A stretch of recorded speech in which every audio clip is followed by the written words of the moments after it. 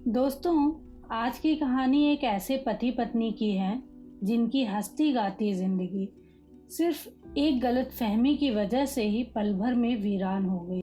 दोस्तों, ये कहानी कोई काल्पनिक कहानी नहीं बल्कि रियल लाइफ स्टोरी है सुशील शर्मा और उसकी वाइफ नैना साहनी की। हालांकि कुछ रिपोर्ट के अनुसार उन्होंने कभी शादी नहीं की थी। खैर, जो भी हो, चलते हैं स्टोरी की तरफ। ये कहानी है 1995 की फेमस क्राइम की, जिसका नाम उन दिनों तंदूर कांड दिया गया था। दोस्तों, कहानी शुरू होती है 1990 में, जब नैना और सुशील शर्मा कॉलेज में थे। सुशील शर्मा उन दिनों यूथ कांग्रेस पार्टी NSUI के सदस्य हुआ करते थे। नैना भी उसी पार्टी की सदस्य थी। वहीं पे उनकी मुलाकात हुई। धीरे धीरे उनमें प्यार हुआ और फिर एक दिन सुशील और नैना ने साथ में रहने का फैसला कर लिया। पर साथ में रहने के दौरान धीरे धीरे उनके बीच में कुछ दूरियां आने लगी। सुशील शर्मा ने खुद ही एक इंटरव्यू में ये बताया था कि उनके पॉजिटिव नेचर की वजह से ही नैना साहनी उनसे बातें छुपाने लगी थी, जो कि सुशील को ज़रा भी पसंद नहीं था। दोस्तों, नैना के इसी बातें छुपाने की वजह से सुशील को शक होने लगा था कि नैना का अफेयर मतलूब करीम से है, जो कि नैना के कॉलेज के दिनों से ही दोस्त था।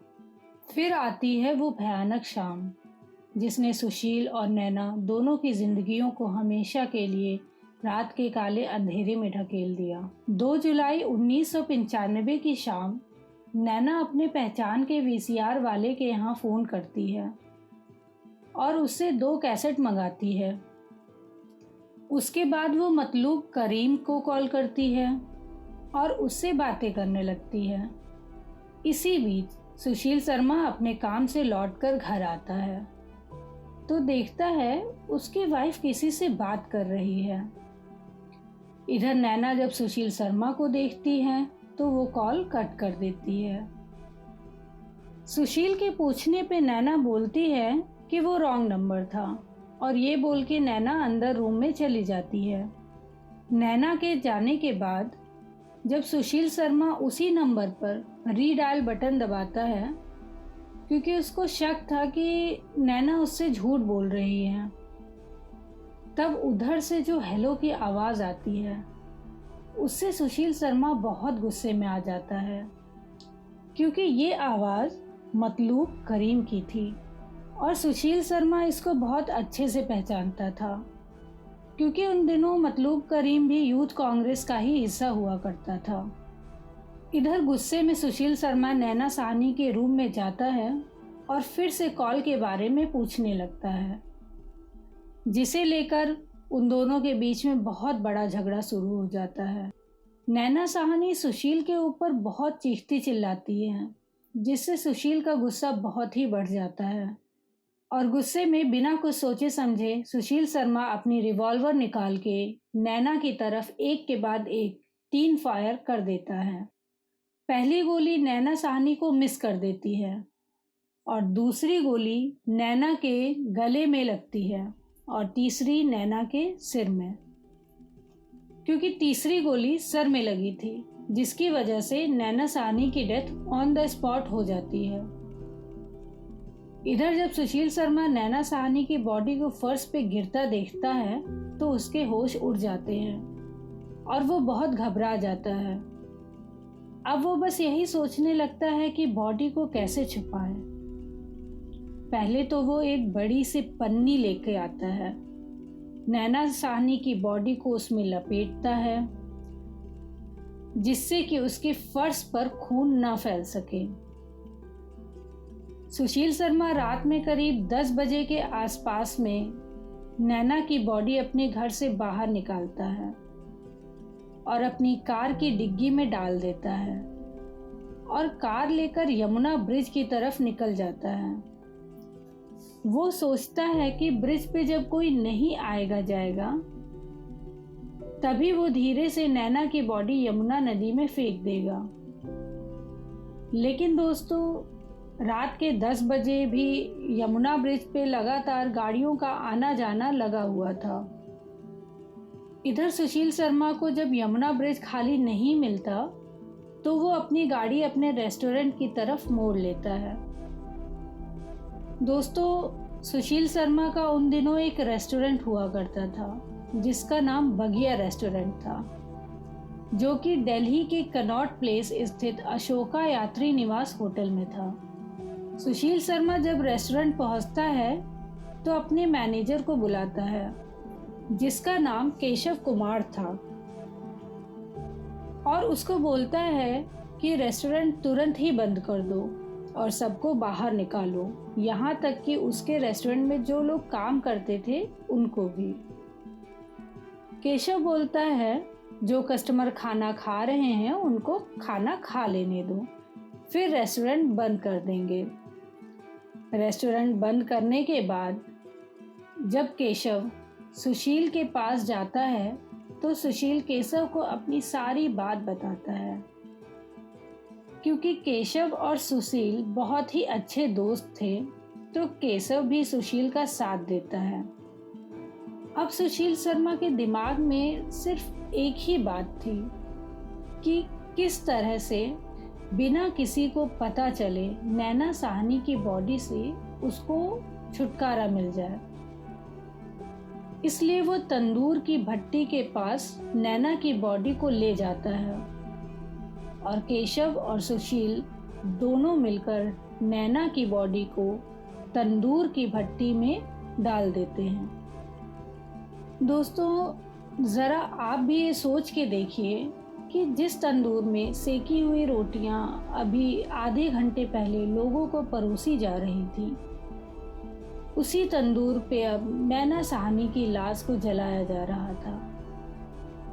दोस्तों, ये सोच के ही मन में अजीब सी एक सिहरन पैदा हो जाती है। रात के 12 बज रहे थे। सुशील शर्मा देखता है कि तंदूर की लौ कम होने की वजह से बॉडी जल्दी जल नहीं रही थी। तो सुशील अपने मैनेजर केशव से रेस्टोरेंट में जो भी लकड़ियाँ इस्तेमाल की जाती थी भट्टी जलाने के लिए वो मंगाता है और उन लकड़ियों को तंदूर में डाल देता है। पर उसके बाद भी बॉडी ठीक से जल नहीं रही थी। तो वो केशव से बोलता है कि बटर ले आओ। केशव बटर लेके आता है और सुशील उस बटर को तंदूर में डाल देता है जिससे आग भड़क जाती है, पर अभी भी उतनी तेजी से नहीं जल रही थी। तो सुशील अपने मैनेजर केशव से रेस्टोरेंट में पड़े कांग्रेस के बैनर पोस्टर्स लाने को बोलता है। क्योंकि सुशील शर्मा यूथ कांग्रेस का प्रेसिडेंट था तो उसके रेस्टोरेंट में कांग्रेस के बैनर पोस्टर्स बहुत पड़े रहते थे। इसलिए जब सुशील शर्मा केशव को बोलता है वो बैनर्स और पोस्टर्स लाने को, केशव सारे बैनर्स पोस्टर्स लेके आता है और सुशील उन पोस्टर्स को बैनर्स को भट्टी में डाल देता है, जिसके बाद आग बहुत तेजी से भड़क जाती है। पास में ही रोड पे सब्जी बेचने वाली अनारो देवी रहती थी, जिसकी नज़र रेस्टोरेंट पर जलती हुई उस तेज आग पर पड़ती है, जिसे देख के उसको लगता है कि शायद रेस्टोरेंट में आग लग गई है और यही सोच के वो शोर मचाना शुरू कर देती है। अनारो देवी का शोर सुन के एक पुलिस वाला आता है जिसकी नाइट ड्यूटी उसी एरिया में लगी हुई थी। जब वो पुलिस वाला बगिया रेस्टोरेंट पहुंचता है तो केशव पुलिस वाले को अंदर आने से मना करने लगता है। जब पुलिस वाला नहीं मानता तब सुशील बाहर आता है और पुलिस वाले से बोलता है कि वो यूथ कांग्रेस का प्रेसिडेंट है और यहाँ पे वो पार्टी के झंडे और बाकी की सामग्री जला रहा है। फिर भी पुलिस वाले को उनकी बातों पे विश्वास नहीं हो रहा था क्योंकि रेस्टोरेंट के अंदर से लाश के जलने की बू आ रही थी, जिस वजह से पुलिस वाला ज़बरदस्ती अंदर जाता है। और जब वो अंदर जाता है तब उसकी निगाह तंदूर पर पड़ती है और वहाँ का नज़ारा देख के उसके होश उड़ जाते हैं। पुलिस वाला तुरंत वायरलेस पे इसकी सूचना अपने नज़दीकी पुलिस स्टेशन में देता है और इधर मौका देख के सुशील शर्मा भाग जाता है। केशव नैना की आधी जली हुई लाश के साथ पकड़ा जाता है।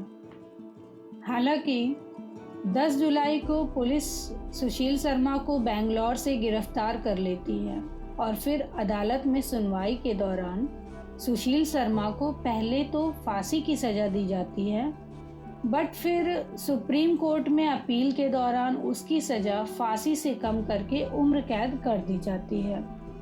करीब 23 साल दिल्ली के तिहाड़ जेल में बिताने के बाद 2018 में उसको पेरोल पे छोड़ दिया जाता है। अब वो दिल्ली में अपना नाम और पहचान बदलकर अपनी ज़िंदगी जी रहा है। तो दोस्तों, आज की कहानी यहीं समाप्त होती है। आपको ये कहानी कैसी लगी हमें ज़रूर कमेंट करके बताएं और चैनल को सब्सक्राइब ज़रूर से ज़रूर कर लें। मैं आपसे कल फिर मिलती हूँ एक और ऐसी ही अनोखी कहानी।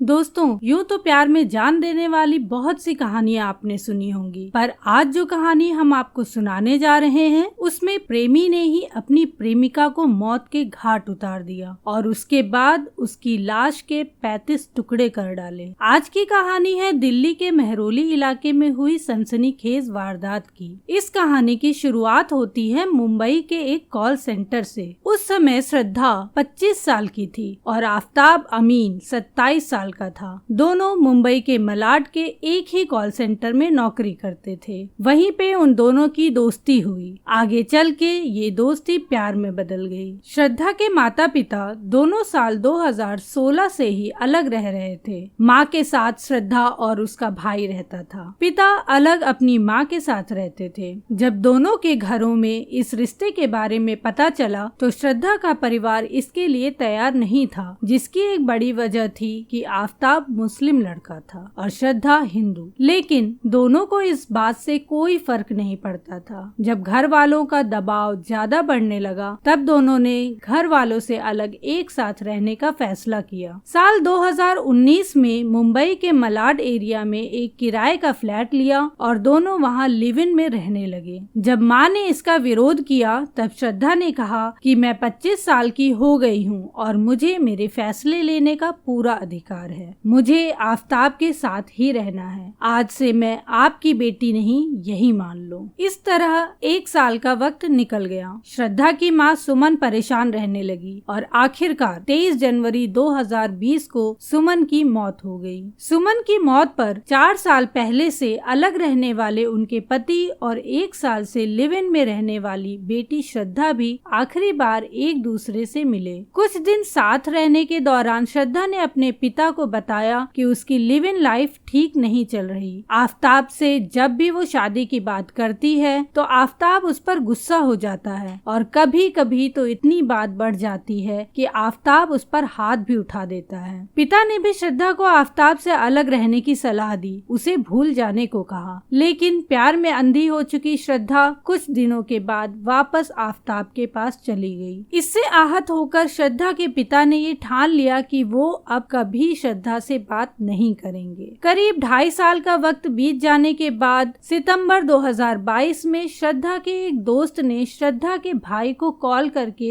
ये बताया कि कुछ महीनों से श्रद्धा का फोन नहीं लग रहा और ना ही उसने पिछले कुछ महीनों से सोशल मीडिया पे पोस्ट किया। ये बात श्रद्धा के भाई को भी थोड़ा अजीब लगी। फिर उसने अपने पिता को ये बात बताई, जिसके बाद उन्होंने श्रद्धा के दोस्त से श्रद्धा का पता पूछा। क्योंकि श्रद्धा ने अपने पिता को अपना दिल्ली का एड्रेस नहीं बताया था। इसके बाद श्रद्धा के पिता ने पहले तो मुंबई में श्रद्धा की गुमशुदगी की रिपोर्ट लिखवाई, उसके बाद दिल्ली के मेहरौली पुलिस स्टेशन में भी उसकी गुमशुदगी की रिपोर्ट दर्ज कराई। लिहाजा दिल्ली पुलिस श्रद्धा और आफताब की पूछताछ करते करते उनके घर पहुंची, लेकिन घर के दरवाजे पे ताला लगा मिला। इसके बाद दिल्ली पुलिस श्रद्धा और आफताब का फोन नंबर सर्विलांस पर डाल देती है, जिसकी मदद से 12 नवंबर को पुलिस आफताब को पकड़ने में सफल हुई। दोस्तों, कहानी में आगे बढ़ने से पहले मेरी आप सबसे एक हम्बल रिक्वेस्ट है कि आप हमारे इस वीडियो को लाइक करें और अपने दोस्तों के साथ शेयर जरूर करें। दोस्तों, आपके लिए तो एक छोटा सा लाइक है, पर आपका ये छोटा सा लाइक हमारा उत्साह बढ़ाता है और हमें नई और इंटरेस्टिंग स्टोरीज आप तक लाने के लिए प्रोत्साहित करता है। बहुत से दोस्त हैं जो सिर्फ वीडियो को देखकर आगे बढ़ जाते हैं। मेरी सभी दोस्तों से दरख्वास्त है कि वीडियो को लाइक जरूर करें और अगर हमारे चैनल को सब्सक्राइब नहीं किया है तो जल्दी से जल्दी सब्सक्राइब कर लें। पूछताछ के दौरान जब पुलिस आफताब से श्रद्धा के बारे में सख्ती से पूछती है तो आफताब जो कहानी पुलिस वालों को सुनाता है उसे सुनकर पुलिस वालों के होश उड़ जाते हैं। पुलिस वालों को तो छोड़िए दोस्तों, जब ये कहानी मीडिया में आती है तो मीडिया वाले भी दंग रह जाते हैं, क्योंकि किसी को यकीन नहीं हो पा रहा था कि इस भोले भाले चेहरे के पीछे एक खूंखार दरिंदा छुपा हुआ है। पुलिस की पूछताछ में आफताब बताता है कि मुंबई में रहने के दौरान दोनों के बीच में काफी समय से झगड़ा चल रहा था। दोनों को एक दूसरे पर शक होने लगा था।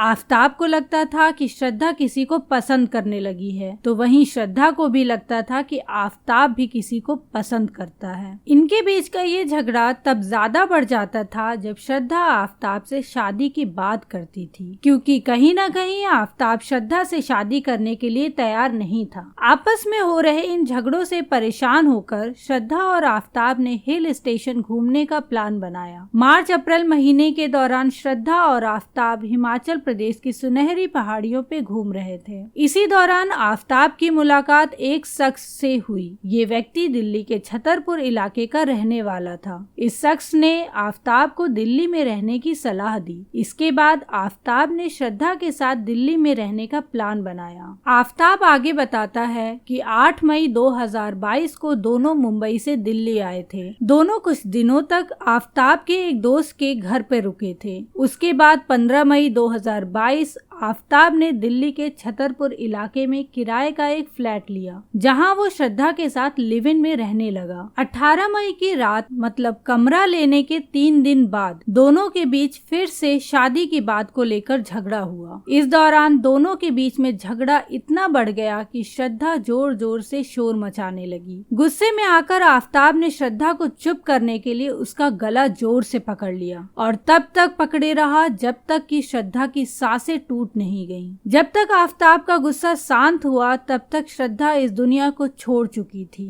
कत्ल के बाद अब उसने ठंडे दिमाग से लाश को ठिकाने लगाने की तरकीब सोचनी शुरू कर दी। फिर उसके दिमाग में एक खौफनाक प्लान आता है। उसने गूगल पर सर्च किया कि कैसे किसी इंसान के शरीर को कई टुकड़ों में आसानी से अलग किया जा सकता है। पहली रात उसने लाश के साथ उसी घर में गुजारी। अगली सुबह यानी 19 मई को दिन में वो लोकल मार्केट की तिलक इलेक्ट्रॉनिक शॉप से एक बड़ा वाला फ्रिज खरीदता है और उसी दुकान के बगल वाली दुकान से एक बड़ा चाकू खरीद के घर लाता है। घर आने के बाद वो बाथरूम में बैठकर लाश के छोटे छोटे टुकड़े करना शुरू कर देता है, जैसे कि गूगल सर्च में बताया गया था, जो उसने पिछली रात में गूगल पर सर्च किया था। काटते काटते वो थक जाता है, लेकिन वो लाश को पूरी तरह से काट नहीं पाता। कुछ ही हिस्से काटने में पूरा दिन निकल जाता है और वो भी काफी थक जाता है, जिसके बाद वो कटे हुए लाश के टुकड़े को एक पॉलीथीन में भरकर फ्रिज में रख देता है और बची हुई पूरी बॉडी को भी वो फ्रिज में रख देता है ताकि लाश से बदबू ना आए। और वो साथ ही कमरे में ढेर सारी अगरबत्तियां सुलगा देता है, जिससे कि अगर थोड़ी बहुत बदबू हो भी तो आसपास किसी को पता ना चले। फिर वो जोमेटो से खाना मंगाता है और खा के उसी कमरे में सो जाता है जहाँ फ्रिज में श्रद्धा की लाश पड़ी होती है। रात करीब 2 बजे आफ्ताब की नींद खुलती है तो वो कटे हुए टुकड़े को